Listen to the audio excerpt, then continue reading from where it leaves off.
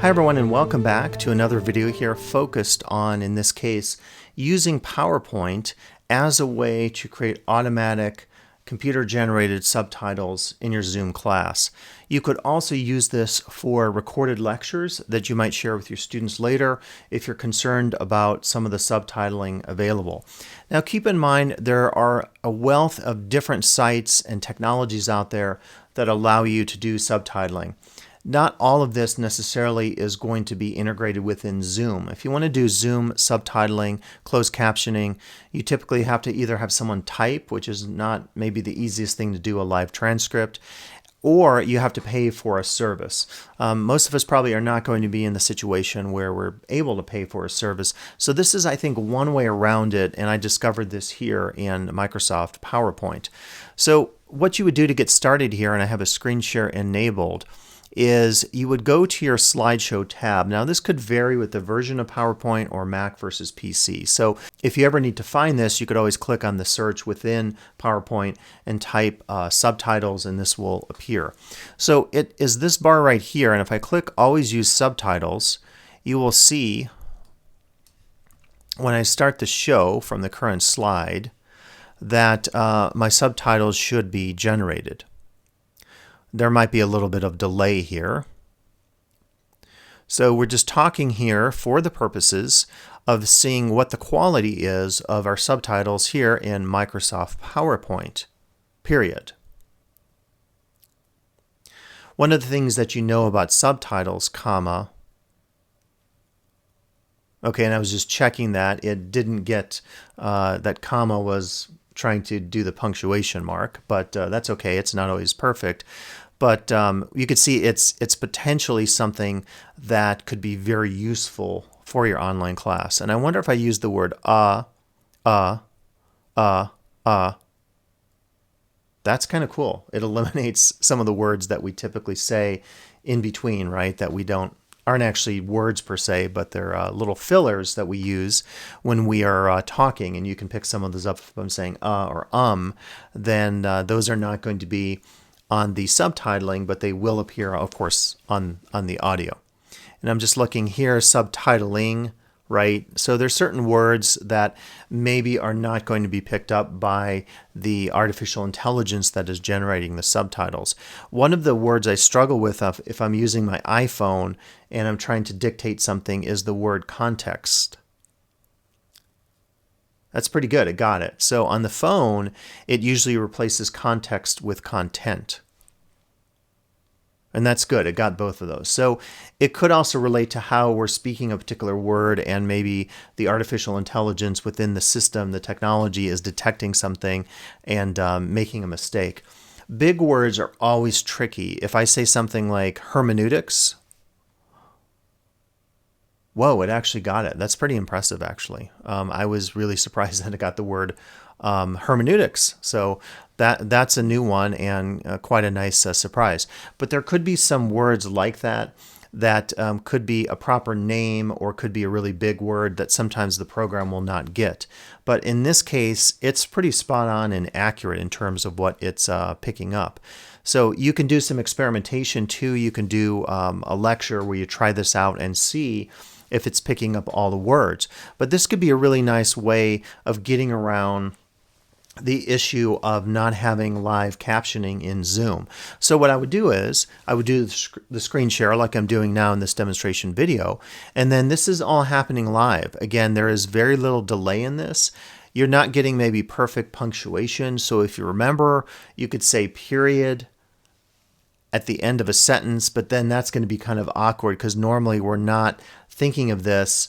We use the word period if we're dictating something, and in this case it actually figured out that the period should appear in the middle of a sentence, and I'm not actually saying period. And then it sometimes maybe gets it. So that's also tricky too. So probably not a good option to actually try to do your punctuation live when you are doing these auto subtitles within PowerPoint. So this is what I would intend for you, is to use this live such that you can get pretty decent subtitling happening through PowerPoint. Now let's jump out of the slideshow itself, and you see that went away. So to enable that, you have to be within an actual slideshow view. If you're just scrolling through slides like this, that is not going to work for you. You have to be sure that the show is live. Once you make the show live, as you just saw, then there's a little indicator there saying listening, and then it starts to do the subtitling on the fly. So just to look at some features here on my screen share of the PowerPoint window, you can see up here, if you always have this clicked, then every time you start a slideshow, whether you're live on Zoom or not, the subtitles will go as long as you hit play from start. Now for some advanced features, right below always use subtitles, click on subtitle settings. You can see here there's a spoken language, there's the subtitle language itself. And so this could be interesting. I don't know here. Actually, maybe let's try subtitle language in German.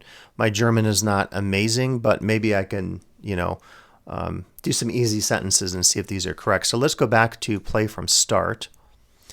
Okay, so today I'm doing a lecture here in anthropology. And the first thing we want to talk about is history in anthropology.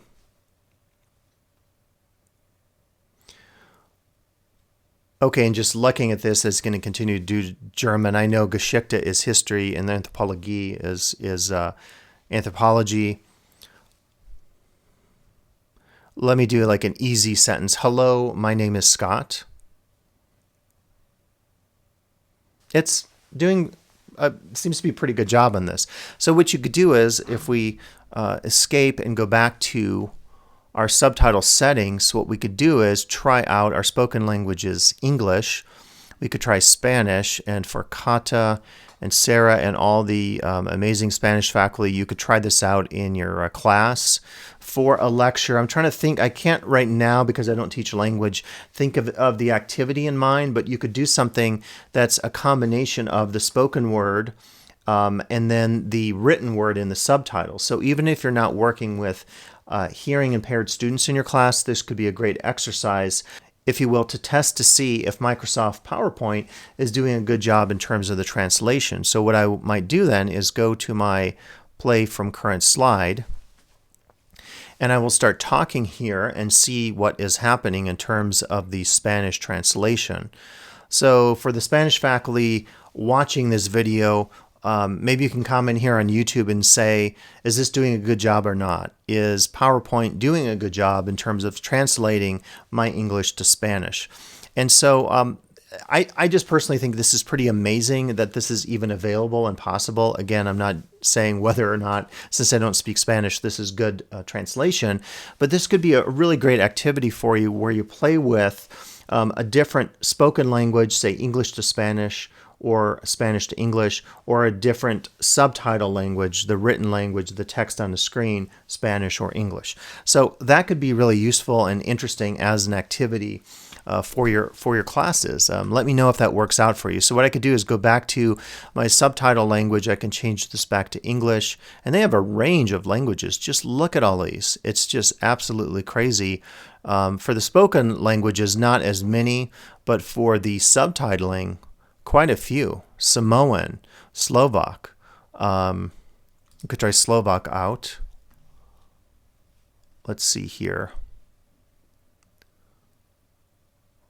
I think Jak się masz is how are you in Slovak. So my grandparents would be horrified with my Slovak, but let's try it and see what happens.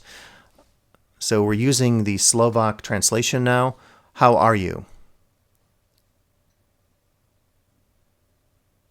So it looks kind of similar to what I was saying. I don't know, but you can again experiment with this and see what you think. So I'll go back to my English is my spoken language. My subtitle language will change from Slovak to English.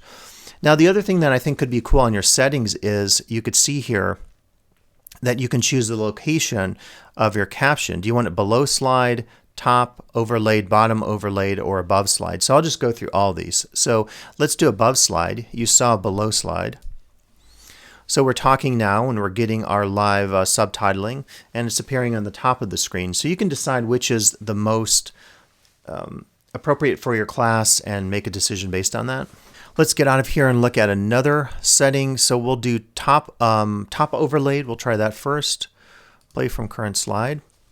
So now we're looking at how to use a subtitle, and the particular version we're seeing here is maybe even more effective because it's doing the graying out on the screen and it's very prominent. Now you can decide it might be overlaying a little bit too much on top of the text that you're already showing. And I'm impressed it actually got the word overlaying because it doesn't seem to get the word subtitling. It changes that to subtitle. It kind of did get it that time. Not one word, but it actually did an okay job of that. So this is the top version of the overlay. We'll go back to our subtitle settings and let's do the bottom. You're going to probably anticipate it's the same except at the bottom. So we're checking it out now here in terms of using the subtitling, and you can see it's doing the overlay, which has the gray text, which you sometimes see in films. And this is actually impressive because if you've seen some films that have bad subtitles, very inaccurate or hard to view on the screen because of what's happening on the screen and the fact that you have a light or dark screen or subtitle or vice versa and it doesn't show up right. This is actually pretty darn good in terms of what it's showing.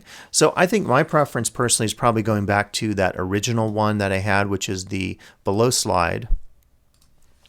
And then as I start talking here, what I like about this one is you have the black text below your PowerPoint slide, so it's easy maybe for you to use that. Now, if you're wondering, do I have to use this even if I'm not showing a PowerPoint? No, you certainly don't.